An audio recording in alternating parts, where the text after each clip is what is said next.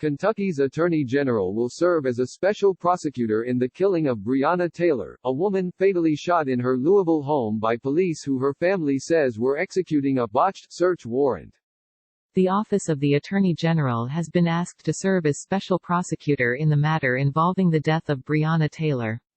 At the conclusion of the investigation, the office will review the evidence and take appropriate action, Attorney General Daniel Cameron announced late Wednesday.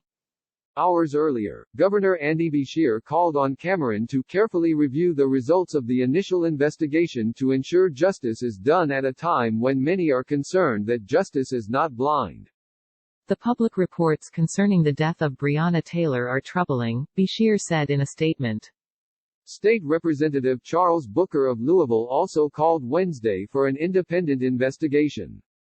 Ms. Taylor was an innocent and valued member of our community, and it is unjust that she has been killed, Booker wrote in a letter to Cameron.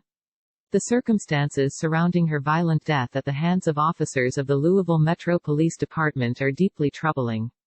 Taylor's family in a lawsuit accuses 3 officers, since identified as Jonathan Mattingly, Brett Hankison and Miles Cosgrove, of blindly firing more than 20 shots into her apartment, surprising the 26-year-old and her boyfriend who thought the officers were burglars.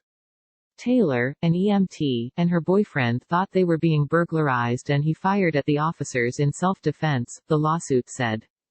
After the March 13 incident, the Louisville Metro Police Department said the officers had knocked on the door several times and announced their presence as police who were there with a search warrant. After forcing their way in, they were immediately met by gunfire, Lieutenant Ted Idem said at a news conference. But the family's lawsuit said the 3 officers entered Taylor's home without knocking and without announcing themselves as police officers. Taylor was shot 8 times and died. Her boyfriend, Kenneth Walker, 27, was arrested and charged with assault and attempted murder on a police officer. The family's suit said that Walker had a license to carry and kept firearms in the home, and that Taylor was unarmed. Breonna Taylor was sleeping while black in the sanctity of our own home, Attorney Benjamin Crump said at a Wednesday press conference, adding, "We cannot continue to allow them to unnecessarily and justifiably kill our black women and escape any accountability." The suit said the officers were looking for a suspect who lived in a different part of the city and was already in police custody. The Courier-Journal reported that records show the officers were investigating a trap house that was more than 10 miles away from Taylor's apartment. They had been issued a no-knock search warrant for that residence.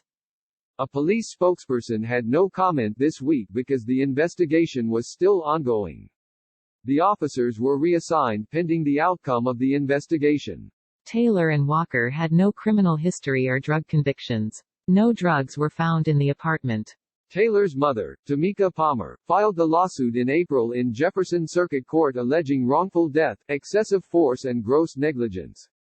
Though it is unjust and reprehensible, it is true that black people in American society are often seen as deadly weapons simply because of the color of our skin.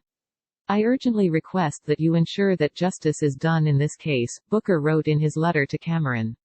I am counting on your leadership to ensure that Breonna Taylor's life and service are more than yet another hashtag, and that this moment becomes a chance to stand against institutional racism and for the just humanity of all Kentuckians.